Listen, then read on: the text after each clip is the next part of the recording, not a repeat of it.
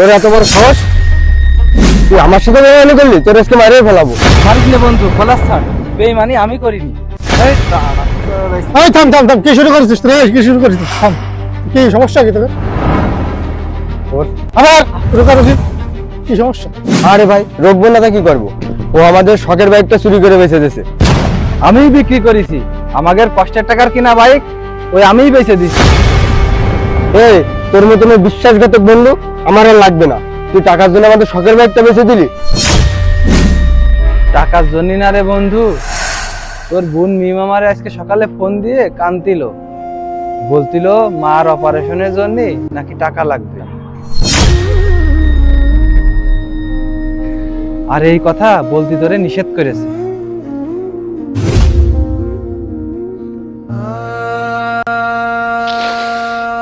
এত কিছু হয়ে গেছে আর আমি কিছুই জানি না। আন্টি মিমরে আরো কয়েছে আমার ছেলেটা এখনো বেকার, চাকরি খুঁজতেছে, কোনো জায়গায় চাকরি পাচ্ছে না।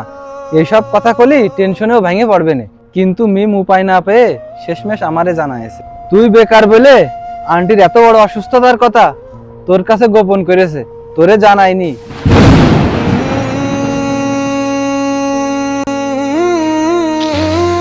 বন্ধু আমাদের টাকা নাই তো কি হয়েছে, ওই বাইকটা তো ছিল।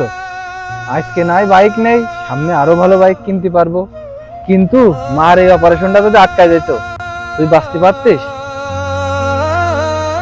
তুই আমায় মাফ করে দে বন্ধু, আমি না জেনে শুনে তোর উপর হাত তুলে ফেলাইছি।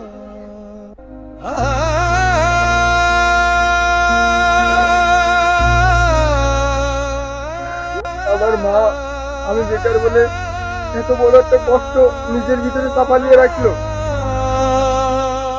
ধর বোকা, তো কান্নাকাটির দরকার নেই, বিপদে তো বন্ধুর পরিচয়। বন্ধু চিন্তা করিস না, মা তাড়াতাড়ি সুস্থ হয়ে যাবে না। আর কিডা কয়েছে তুই বেকার, আজকের থেকে চল আমরা তিনজন মিলে নতুন কাজ শুরু করবানি।